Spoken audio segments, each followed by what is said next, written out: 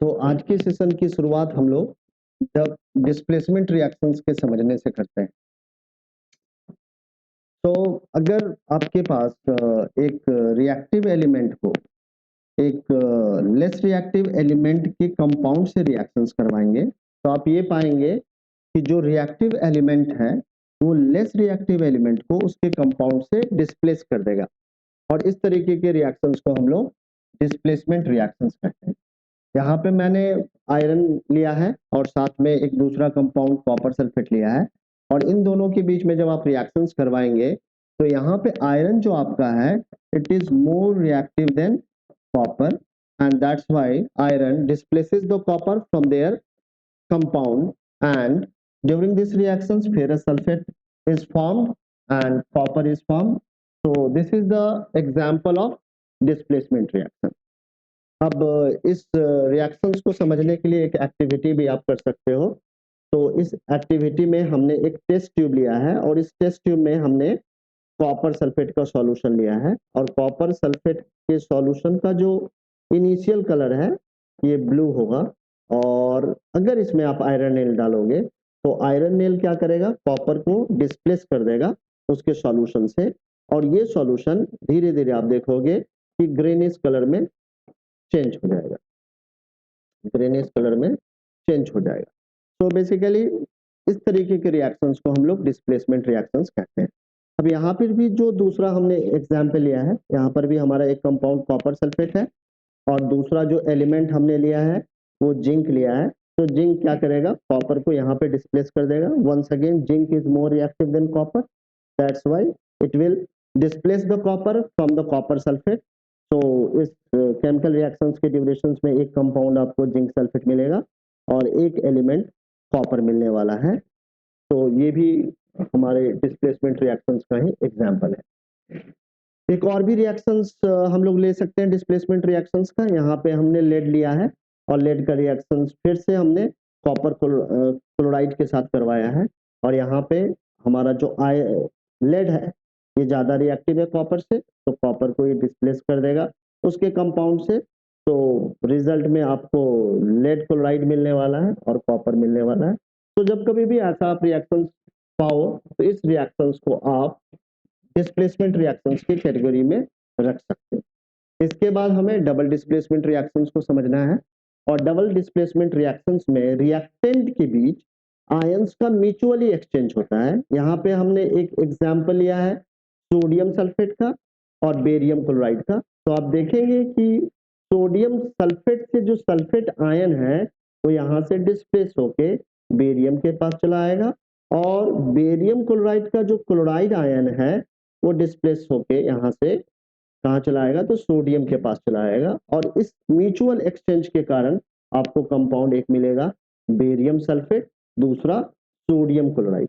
अब इस पूरे केमिकल रिएक्शंस के ड्यूरेशंस में आप देखेंगे कि बेरियम सल्फेट का प्रिसिपिटेशंस होगा, यानी कि ये धीरे धीरे सॉल्यूशंस में क्या होगा, नीचे की तरफ सेटल हो जाएगा और इस कारण से इस रिएक्शंस को हम लोग प्रिसिपिटेशंस रिएक्शंस भी कह रहे हैं क्योंकि ये डबल डिस्प्लेसमेंट तो है, साथ में एक कंपाउंड का प्रिसिपिटेशंस हो रहा है और ये कंपाउंड हमारा बेरियम सल्फेट है। तो इस तरीके के रिएक्शंस को हम लोग प्रिसिपिटेट रिएक्शंस भी कह सकते हैं।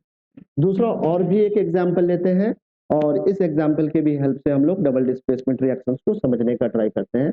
तो यहाँ पे हमने एक कंपाउंड लेड नाइट्रेट लिया है, दूसरा पोटेशियम आयोडाइड लिया है। यहाँ पे भी क्या होगा कि आयंस का म्यूचुअल एक्सचेंज होगा और इस म्यूचुअल एक्सचेंज के कारण आपको एक नया कंपाउंड लेड आयोडाइड मिलेगा और दूसरा हमारा पोटेशियम नाइट्रेट मिलेगा। फिर से लेड आयोडाइड सॉलिड स्टेट में है तो ये प्रिसिपिटेट होगा, धीरे धीरे इस सॉल्यूशन में ये नीचे की तरफ जाके सेटल हो जाएगा और इस कारण से इस भी डबल डिस्प्लेसमेंट रिएक्शंस को आप प्रिसिपिटेट रिएक्शंस कह सकते हैं। तो हम लोगों ने आज की क्लास में सबसे पहले डिस्प्लेसमेंट रिएक्शंस को समझा और उसके बाद हम लोगों ने डबल डिस्प्लेसमेंट रिएक्शंस को समझा है। अब हम लोग ऑक्सीडेशन और रिडक्शंस के बारे में समझने वाले हैं।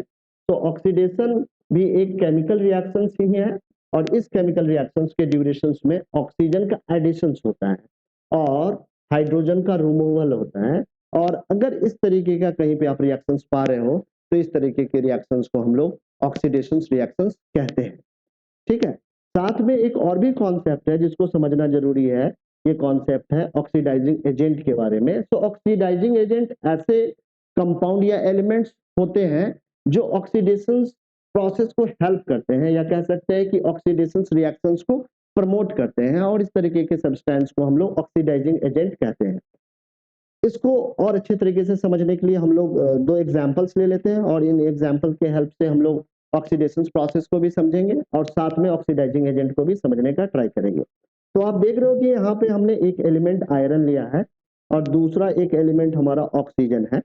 तो आयरन ऑक्सीजन से रिएक्शंस करेगा तो आपके पास आयरन ऑक्साइड एक कंपाउंड मिलने वाला है। और यहाँ पे आप देख रहे हो कि आयरन के साथ ऑक्सीजन का क्या हो रहा है, एडिशन हो रहा है, और इसी एडिशंस के कारण आप इस रिएक्शंस को ऑक्सीडेशन रिएक्शंस के कैटेगरी में रख सकते हो। आप यहाँ पे कहेंगे कि ये आयरन क्या है, ऑक्सीडाइज्ड हो रहा है, ऑक्सीडाइज्ड हो रहा है, और साथ में इस ऑक्सीडेशन प्रोसेस को जो प्रमोट कर रहा है या हेल्प कर रहा है वो एलिमेंट हमारा ऑक्सीजन है। तो ये हमारा ऑक्सीडाइजिंग एजेंट कहलाएगा। क्या कहलाएगा? ऑक्सीडाइजिंग एजेंट कहेंगे इसको, ऑक्सीडाइजिंग एजेंट। तो बेसिकली ऑक्सीडाइजिंग एजेंट एक ऐसा कंपाउंड या एलिमेंट होगा जो कि ऑक्सीडेशन को हेल्प करेगा या ऑक्सीडेशन प्रोसेस में को प्रमोट करेगा। आप दूसरे एग्जांपल में देखोगे कि इस रिएक्शंस में हाइड्रोजन के साथ ऑक्सीजन का एडिशन हो रहा है। तो आप इस कन्वर्जन को आप कह सकते हैं कि ये ऑक्सीडेशन है, ये हमारा ऑक्सीडेशन है, और इस ऑक्सीडेशन प्रोसेस को प्रमोट करने वाला कंपाउंड जो है वो कॉपर ऑक्साइड है। तो कॉपर ऑक्साइड आपका ऑक्सीडाइजिंग एजेंट होगा और यहाँ पे हाइड्रोजन का ऑक्सीडेशन हो रहा है। अब हमारा दूसरा जो टॉपिक है वो रिडक्शन है, और रिडक्शन के बारे में हम लोग नेक्स्ट स्लाइड में समझने वाले हैं। तो रिडक्शन एक ऐसा प्रोसेस है जिसमें हाइड्रोजन का एडिशन होगा, साथ में रिमूवल ऑफ ऑक्सीजन होगा। और किसी भी रिएक्शंस में आप अगर एडिशन ऑफ हाइड्रोजन देख रहे हो या रिमूवल ऑफ ऑक्सीजन देख रहे हो तो इस तरीके के केमिकल रिएक्शंस को हम लोग रिडक्शन कह सकते हैं। और जो भी कंपाउंड या एलिमेंट जो इस प्रोसेस को हेल्प करेगा या कॉज होगा इस प्रोसेस का, that compounded element is known as reducing agent। और अगर हम लोग इस पूरे कॉन्सेप्ट को अगर हम लोग देखें, ऑक्सीडेशन और रिडक्शन दोनों को अगर हम लोग क्लब्ड कर दें, एक साथ समझने का ट्राई करें, तो हम लोग कह सकते हैं कि ऑक्सीडेशन एक ऐसा प्रोसेस है जिसमें ऑक्सीजन का एडिशन हो रहा है और हाइड्रोजन का रिमूवल हो रहा है। उसके रिवर्स रिडक्शन एक ऐसा प्रोसेस है जहां पे एडिशन ऑफ हाइड्रोजन हो रहा है और ऑक्सीजन का रिमूवल हो रहा है। ठीक है, अब हम लोग के पास बहुत सारे ऐसे रिएक्शंस होते हैं जिसमें रिडक्शन और ऑक्सीडेशन एक ही केमिकल रिएक्शंस में होता रहता है। इसको हम लोग एक एग्जांपल से समझ सकते हैं। यहाँ पे हमने एक एग्जांपल फेरिक ऑक्साइड और कार्बन मोनोऑक्साइड का लिया है। इन दोनों कंपाउंड के बीच में जब आप रिएक्शंस करवाओगे तो आप देखोगे इस फेरिक ऑक्साइड से ऑक्सीजन का रिमूवल हो रहा है और ये फेरिक ऑक्साइड आयरन में कन्वर्ट हो रहा है। तो ये जो पूरा प्रोसेस है फेरिक ऑक्साइड का आयरन में कन्वर्ट होना, ये आपका रिडक्शन कहलाएगा। और आप ये भी देख रहे होगे कि कार्बन मोनोऑक्साइड में ऑक्सीजन का एडिशन हो रहा है और इस कारण से कार्बन मोनोऑक्साइड हमारा ऑक्सीडाइज हो रहा है। और ये जो पूरा प्रोसेस है कार्बन मोनोऑक्साइड का कार्बन डाइऑक्साइड में कन्वर्ट होना, ये ऑक्सीडेशन कहलाएगा। फिर से हम लोग इस रिएक्शन को थोड़ा और एनालाइज करते हैं और ऑक्सीडाइजिंग एजेंट और रिड्यूसिंग एजेंट को भी समझने का ट्राई करते हैं।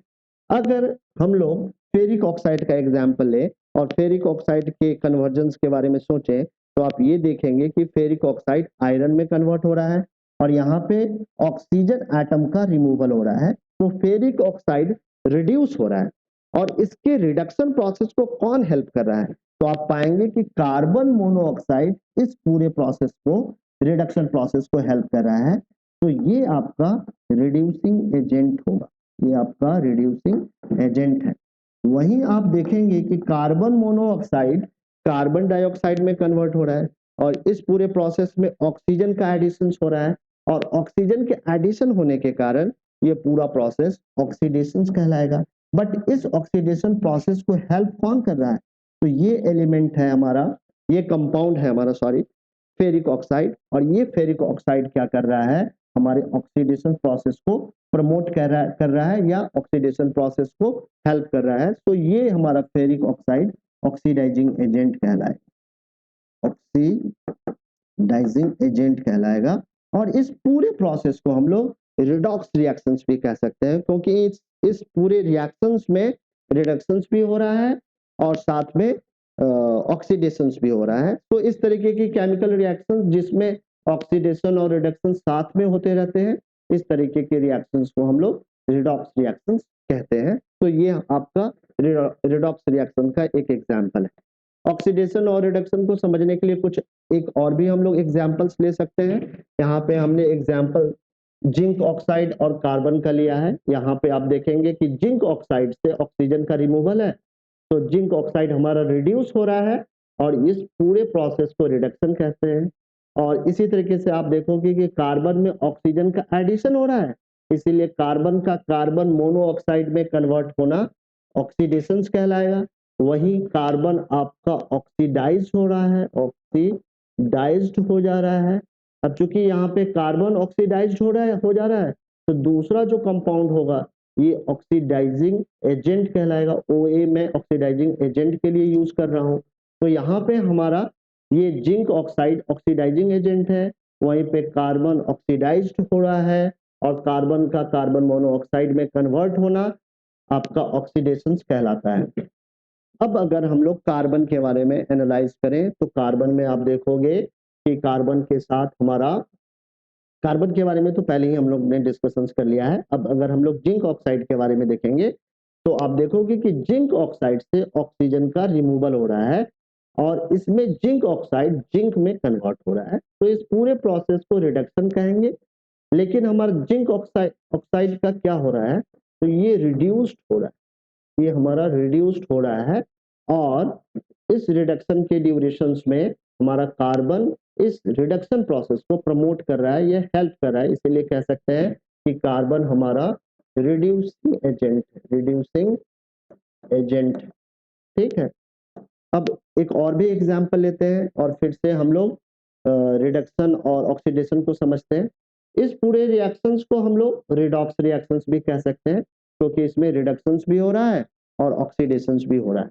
साथ में जो हमारा दूसरा एग्जाम्पल है, आप यहाँ पे देखोगे कि जो हमारा मैग्नीज ऑक्साइड है, ये मैग्नीज ऑक्साइड हमारा मैग्नीज क्लोराइड में कन्वर्ट हो रहा है और इस कन्वर्शन के ड्यूरेशंस में ऑक्सीजन का रिमूवल हो रहा है। तो on the basis of addition of oxygen and removal of hydrogen, आप क्या कर सकते हैं कि आप कह सकते हैं कि मैग्नीज ऑक्साइड का रिडक्शन हो रहा है, क्योंकि मैग्नीज ऑक्साइड से ऑक्सीजन का रिमूवल हो रहा है।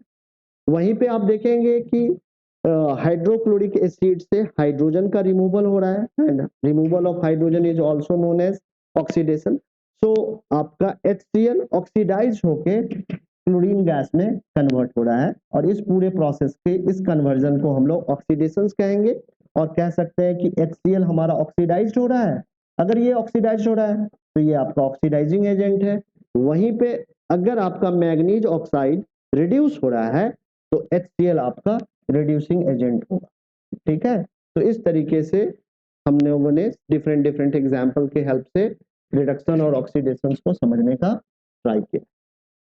अब डे टू डे लाइफ की बातें करें तो ऑक्सीडेशन जो प्रोसेस है ये हमारे डे टू डे लाइफ को भी इफेक्ट करता है और कोरोजन क्या है, एक ऑक्सीडेशन का ही एग्जाम्पल है। कोरोजन के ड्यूरेशंस में आप पाएंगे कि आपका मेटल धीरे धीरे करके स्लोली और स्टेडली क्या होता है, डिके करता है in the presence of other chemical और इसी डिटेरिएशंस को हम लोग कोरोजन कहते हैं। और कोरोजन से बहुत ही सारा हमारा मेटल क्या हो रहा है, कोरोड हो जा रहा है और इसे हमें क्या करना चाहिए, प्रिवेंट करना चाहिए। सो प्रिवेंशन के बहुत सारे मेथड हैं और यहाँ पे हम लोगों ने कुछ एक मेथड को डिस्कस किया है। और यहाँ पे एक जो पहला मेथड है कि बाय कोटिंग द पेंट, आप अगर किसी भी मेटल को कोरोड होने से बचाना चाह रहे हो तो आप क्या करो, उस मेटल के ऊपर में पेंट अप्लाई कर दो और ये पेंट जो होता है एक स्टेबल कंपाउंड का बना होता है और स्टेबल कंपाउंड की कोटिंग के कारण वो मेटल को कोरोड होने से बचाएगा। दूसरा आपका वे है कि by coating with the oil and grease, iron को अगर आप कोरोड होने से बचाना चाह रहे हो तो आप उसको ऑयल और ग्रीस में भी डिप करके रख सकते हो और इसके डिप करने के कारण आपका आयरन कोरोड नहीं होगा। दूसरा मेथड है हमारा एलॉइंग। एलॉइंग एक ऐसा वे है जिसमें हम लोग मेटल का एक होमोजेनियस मिक्सचर बनाते हैं with the help of the metal और नॉन मेटल, और इसी एलॉइंग के कारण हमारी मेटल की रिएक्टिविटी कम हो जाती है और हमारा मेटल कोरोड नहीं होता है। Galvanization is the another process in which we apply the layer of zinc with the help of the electricity, and in this way we prevent the iron to corrode. Electroplating is another method in which we prevent the corrosion of metal. So these are the method by which you can prevent the corrosion. ठीक है, तो ये पूरा हम लोगों ने इस वाली स्लाइड में कोरोजन को समझने का प्रयास किया है। अब नेक्स्ट स्लाइड जो है हमारी ये रेंसिडिटी के ऊपर में है। तो अब हम लोग रेंसिडिटी को समझने का ट्राई करते हैं। आपने देखा होगा कि जो आपके तले हुए खाद्य पदार्थ होते हैं, वो तले हुए खाद्य पदार्थ जब एयर में एक्सपोज होते हैं तो उनके अंदर का ऑयल और फैट हमारे एटमॉस्फेरिक ऑक्सीजन के साथ रिएक्शंस करता है, और इसी रिएक्शंस के कारण आपके खाद्य पदार्थ का टेस्ट क्या हो जाता है, चेंज हो जाता है, बैड स्मेल आने लगेगा वहां से और उसका टेस्ट भी क्या होगा, बैड हो जाएगा। और इसी प्रोसेस को हम लोग रेंसिडिटी कहते हैं। ठीक है, जो खाद्य पदार्थ हमारा खराब हो गया है उसको रेंसाइड कहते हैं, और इस रेंसिडिटी को प्रिवेंट करने के लिए हम लोग ये मेथड का यूज कर सकते हैं। तो पहला मेथड है हमारा एडिंग ऑफ एंटीऑक्सीडेंट। एंटीऑक्सीडेंट को आप अगर ऐड कर दो, ठीक है ना, किसी भी ऑयली और फैटी इडेबल में, तो क्या होगा कि आपका वो खाद्य पदार्थ ऑक्सीडाइज होने से बच जाएगा और वो रेंसाइड होने से बच जाएगा। दूसरा प्रोसेस है हमारा keeping the food in air tight container. अगर एयर टाइट कंटेनर में आपने तले हुए पदार्थ को रखा है तो वो फिर से उसके ऑयल और फैट एटमॉस्फेरिक ऑक्सीजन से रिएक्ट नहीं करेंगे, क्योंकि वहां पे एयर रिस्ट्रिक्टेड है और इस कारण से आपका जो खाद्य पदार्थ है वो बचा हुआ रहेगा। दूसरा है कि replacing the air by nitrogen. अब आप देखोगे कि जो आपका चिप्स का पैकेट होता है उसके अंदर में जो आपके चिप्स भरे होते हैं वो सब काफी ज्यादा क्रिस्पी होते हैं और साथ में वो लंबे ड्यूरेशन तक खराब नहीं होते। उसका कारण ये है कि उसके अंदर में नाइट्रोजन की फ्लशिंग होती है, और इसी फ्लशिंग के कारण आपका जो आपका चिप्स है वो ठीक ठाक कंडीशंस में होता है, रेंसाइड नहीं होता है। चौथा वे है रेफ्रिजरेशन। आपके पास तले हुए अगर खाद्य पदार्थ हैं जैसे कि पूरी और सब्जी है, इसको आप अगर रेफ्रिजरेटर्स में रखोगे तो फिर से उसके अंदर का ऑयल और फैट एटमॉस्फेरिक ऑक्सीजन के साथ रिएक्शंस नहीं करेगा और इस तरीके से आपका खाना स्पॉइल होने से बच जाएगा। तो इस 3-4 वीडियो लेक्चर के सेशंस में हम लोगों ने क्लास 10th के पूरे केमिकल रिएक्शन एंड इक्वेशंस वाले चैप्टर को कवर करने का ट्राई किया है। तो ये आज का हमारा लास्ट प्रेजेंटेशन था, और इस प्रेजेंटेशंस के ड्यूरेशंस में हम लोगों ने पूरे केमिकल रिएक्शन एंड इक्वेशन को समझा है।